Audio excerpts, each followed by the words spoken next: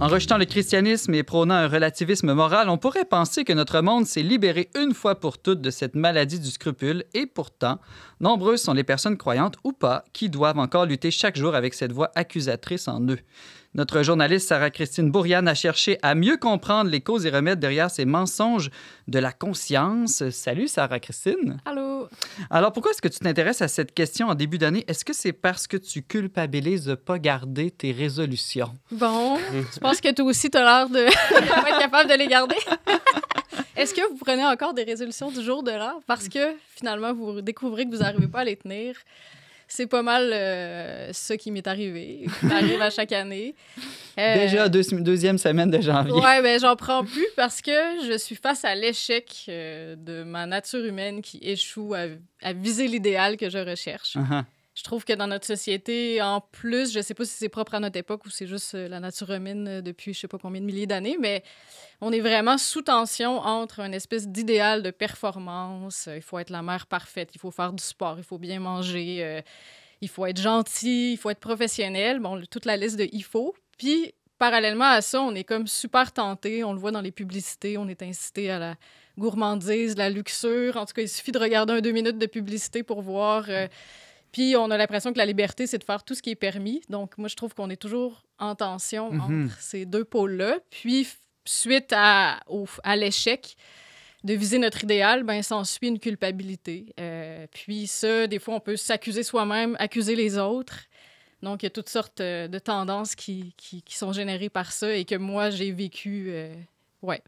OK, mais ça m'intéresse d'en savoir un peu plus sur ton histoire parce qu'on pourrait penser que, je l'ai dit un peu aussi dans l'introduction de la chronique, que notre monde qui a rejeté un peu la morale chrétienne, on pourrait dire, ben non, au contraire, on est plus scrupuleux. Maintenant, tout est permis, à chacun de décider ce qui est bon et mal pour soi. Oui, bien, c'est intéressant parce qu'on voit qu'on on a une notion de ce qui est bien ou de ce qui est mal quand même, puisqu'on...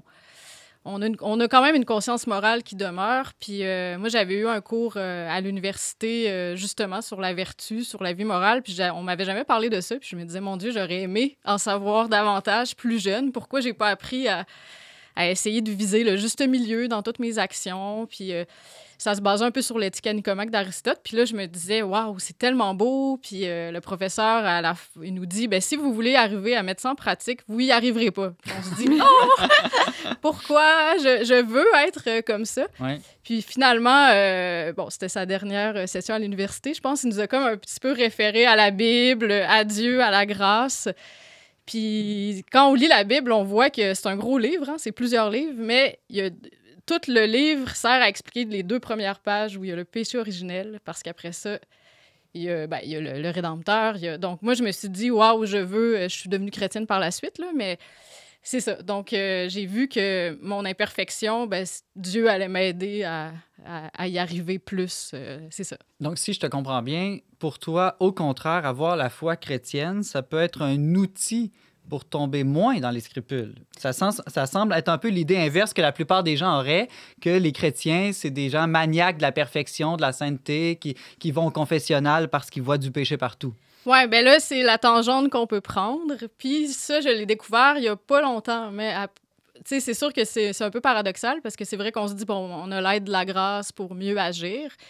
Mais il y a toujours cette contradiction-là qu'on vit. Puis moi, j'ai réalisé que cette attitude-là de me juger, de m'analyser, je la transposais à ma vie spirituelle elle-même. Puis je sais pas, en tout cas, vous avez sûrement fait cette expérience-là. Moi, en tout cas, dernièrement, j'ai vraiment réalisé, je suis arrivée à la chapelle pour prier. Puis là, je commence à m'évaluer puis à me juger. Là, je me dis, ah, ben là, tu vois, t'as même pas ton carnet pour noter tes pensées spirituelles. Ah, ben tu vois, tu pries même pas pour les autres, t'oublies pour qui tu devais prier. Là, celui à côté de moi, excusez, je bouge trop. Celui à côté de moi. T'accroches le micro. En plus, je suis même pas capable de bien parler du scrupule à la radio.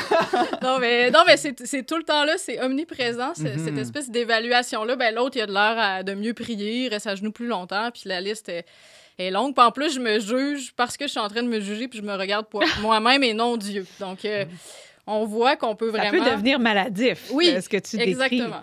Mais en même temps, je veux dire, il ne faut pas aller dans l'autre extrême non plus. Je veux dire, c'est quand même, il y a quelque chose de sain d'avoir un minimum de culpabilité ou de scrupule. Si on se fixe des objectifs puis qu'on échoue. Tu sais, si Simon, tu me dis que tu vas faire quelque chose, tu le fais pas, ben, tu sais, je vais m'attendre à ce que tu aies une certaine contrition. Un peu de remords ou de regret ou quelque chose comme ça. C'est oui, pas mauvais. c'est une question de degré. Tu sais, c'est comme la santé mentale. On va dire qu'on n'est pas tous des névrosés ou qu'on n'est pas tous des anxieux. Bon, c'est une question de degré. Mais le scrupule comme tel, ça peut vraiment devenir une maladie. Si on la traite pas, une maladie. En tout cas, une maladie spirituelle. Puis, on peut en venir... Non, mais j'allais te demander, parlons-en de cette maladie-là. Un scrupule, on a tous une idée confuse de c'est quoi, mais est-ce que tu pourrais essayer de nous aider de mieux comprendre une définition ou le sens de ce mot-là? Oui, on va aller dans le latin, parce que ça nous aide souvent à aller dans l'étymologie des mots. T'es une grande latiniste, hein, c'est ça? En tout cas, je connais au moins le mot scrupule. Au temps partiel. Scrupulum, savez-vous ce que ça veut dire? Ça veut dire pierre... Scruté, c'est-tu ça? Non? C'est pierre pointue, dans le fond. Ah oui, OK. Pas tout C'est à comme fait le ce que petit je caillou pensais. qu'on traîne dans notre soulier. Exactement. C'est pas agréable quand on a un Non. petit caillou dans le soulier. Je sais pas si vous avez fait l'expérience. On veut l'enlever. Donc, les scrupules, c'est un peu ce qui nous aiguille, ce qui nous talonne, notre conscience qui nous dit qu'il y a quelque chose de pas correct. Donc, le scrupule comme tel, ça s'applique à la conduite morale. Donc, c'est une forme d'inquiétude perpétuelle sur est-ce qu'on a bien agi. Donc, on se rapporte au passé. Tout d'un coup, on a fait quelque chose. On a-tu été bête avec notre collègue? Puis là, on ressasse ça dans notre tête. Donc, on vit dans le passé, mais on est très craintif aussi face à est-ce qu'on va bien agir? Puis là, on ressent le besoin d'aller se confesser souvent. On cherche une certitude sur l'état de notre âme. Est-ce qu'on est en état de grâce? Puis ça, on peut pas le savoir. Ouais. Par Édouard, Je souffre beaucoup de scrupules parce que, dans le sens littéral, il arrive très souvent qu'il y a le petit caillou qui vient dans ma chaussure. Ah! Et donc, ça m'agace. Et je pense que c'est faut là changer même... tes chaussures, par Édouard. Non, c'est pas ça. Non, c'est pas ça. Je pense que la question, c'est que quand on a des scrupules, c'est enlever la chaussure et enlever le caillou. Et de ne pas marcher, que ça nous agace tout le temps. La grande question, très souvent, vis-à-vis de la scrupule, ce n'est pas avoir la culpabilité. La culpabilité, elle est saine dans certaines mesures. Mais de l'enlever et de dire, tiens, là, il y a un souci, un problème, qu'est-ce que je fais avec? Ouais, Parce que de ne pas juste marcher, de dire ça m'agace toujours, ça m'agace toujours, ça m'agace toujours. Non, non. Et peut-être une autre chose vis-à-vis de cette problématique ou de ces questionnements, c'est que il faut vraiment faire une distinction entre la personne et les actions, ce qu'on appelle la culture de responsabilité ou de la culpabilité saine, et la culture de honte, où on ne fait pas la distinction entre la personne et l'action que la personne fait. Donc, quand il y a des mauvaises choses, manque de performance, manque de ceci, manque de ça, tout de suite, c'est moi qui deviens mauvais. Non, c'est qu'on peut être bon et, suite à circonstances, à l'exercice de libre arbitre, faire des choses qui nous dérangent, qui nous disent « tiens, il faut se reprendre ». Sarah-Christine, le père Édouard nous a lancé justement sur les remèdes à la maladie du scrupule. Quels sont ces remèdes ou quelle est cette saine spiritualité chrétienne pour ne pas tomber dans le scrupule? Oui, donc c'est vrai que ce que Père Édouard dit, ça me fait penser au fait que souvent on se regarde beaucoup soi-même plutôt que de regarder Dieu. Si on est centré tout le temps sur nous-mêmes, finalement, ça c'est une conséquence du scrupule. Mais de fait, moi je trouve beaucoup d'éclairage aussi dans la spiritualité de Sainte Thérèse de Lisieux. Elle a vécu, il y a beaucoup de saints qui ont vécu des maladies du scrupule. Elle-même dit que pendant 1 an et demi, elle était complètement assaillie par le scrupule. Elle était très, très anxieuse. Elle a eu des grandes blessures d'abandon. J'imagine que parmi nous, tout le monde porte des blessures liées à son enfance. Donc, c'est pour ça que c'est très inspirant de voir comment une grande sainte a traversé ça. C'est ça, elle a vécu l'abandon de sa mère quand elle avait 4 ans et demi. Après ça, ses 2 sœurs sont entrées au Carmel. Elle se sentait abandonnée. Elle pleurait tout le temps. Puis elle se disait, moi, si je veux être sainte, comment je vais faire? Tu regardes la vie héroïque des saints qui ont l'air tout puissants. Puis là, tu te dis, moi, je pleure tout le temps, je m'endors dans mes temps de prière. J'y arrive pas, donc je suis imparfait. Ouais. Puis, dans le fond, c'est vraiment, je pense, dans l'accueil de cette imperfection.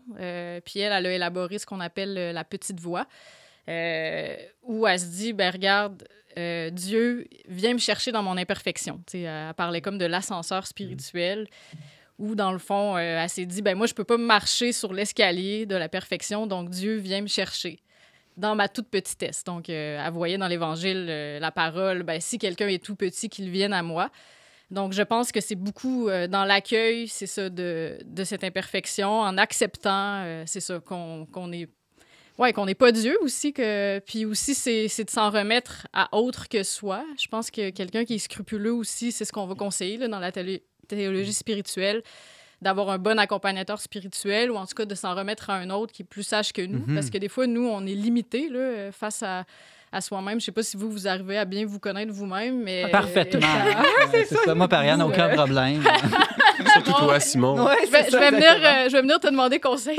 Mais si je me trompe pas, dans tout ce que tu décris aussi, il y a un peu peut-être le passage dans une posture plus active aussi, de ne pas rester dans le passif, mais d'essayer de chercher vers les autres, vers Dieu, de sans tout remettre sur soi, les moyens de comme essayer de passer par-dessus. Oui, puis c'est d'éclairer aussi sa conscience. Là. Des fois, si on a un ressenti, la culpabilité est signe qu'il y a quelque chose qu'on a fait qui ne correspondait pas à ce qu'on veut, à notre idéal. Mais dans le fond, l'idée, c'est aussi de... est-ce qu'on la connaît, là, la morale? Ou en tout cas, il y a quand même 2000 ans de tradition de personnes qui ont réfléchi à ça. Il y a la Bible. Donc, c'est vrai qu'on peut connaître les grands principes. Puis ensuite... quand notre conscience est éclairée, est informée, on peut essayer de juger selon cette réalité-là, dans le fond. Moi, j'ai l'impression que le scrupule, c'est quand même une difficulté qui affecte beaucoup les convertis. Tu sais, dans les débuts, en tout cas, ça peut être ouais, c'est ça, les nouveaux convertis. Dans les débuts de cheminement de foi, des fois, on découvre la foi, on découvre l'Église, on découvre la morale chrétienne, tu sais, dans un monde... On découvre la loi dans un monde qu'il n'y en avait pas avant. Exact. Puis là, on a vraiment un grand désir de perfection dans les débuts de notre conversion. Mais c'est un passage obligé, finalement, qui peut nous aider à apprendre que c'est la dynamique de la vie chrétienne, c'est que la perfection nous est donnée par Dieu. Elle n'est pas une œuvre qu'on accomplit nous-mêmes, finalement. C'est toute notre vision de Dieu, au fond, qui doit changer. Oui, exact. Puis je pense qu'en raison de la nature de l'état de notre société, c'est facile de passer d'une vie sans loi, comme tu dis, d'une vie où on n'est pas du tout intéressé par la loi, on ne cherche pas à vivre une vie morale, à une vie où on a une telle recherche de perfection, mais notre cœur n'est pas vraiment converti. En fait, on pense qu'on va y arriver tout seul si on suit le bon livre de règlement. Et le scrupule, ça peut être une expérience, si on est bien guidé, si on réussit à bien sortir, ça peut être une expérience spirituelle que Dieu peut renverser pour nous permettre de bien comprendre la nature de notre relation avec lui. Sarah-Christine, on a déjà écoulé tout notre temps. Est-ce que, si tu voulais résumer, là, comment sur quoi tu pourrais nous laisser là, pour vaincre la maladie du scrupule? Je vais laisser à Blaise Pascal, le soin de résumer. Donc, j'ai une très belle citation qui résume le cœur de la chronique. Donc, la connaissance de Dieu sans celle de sa misère fait l'orgueil. Et la connaissance de sa misère sans celle de Dieu fait le désespoir. Donc, voilà. Puis il n'y en a pas un troisième bout à la citation avec Jésus. Et il ajoute... Je l'avais lu dans tes notes. Il me semble que ça finissait mieux. Bon, le punch. Et il ajoute, la connaissance de Jésus-Christ fait le milieu, car nous y trouvons et Dieu et notre misère, parce que Dieu s'est fait homme. Il a pris le péché sur lui pour nous sauver. Merci, voilà. Sarah-Christine Boyan. Je pense qu'on va pouvoir lire ton texte sur le sujet sur leverbe.com. Il y a des choses qui ne se trouvaient pas dans ma chronique, donc allez le lire. On ira faire ça. Merci, Sarah. Merci.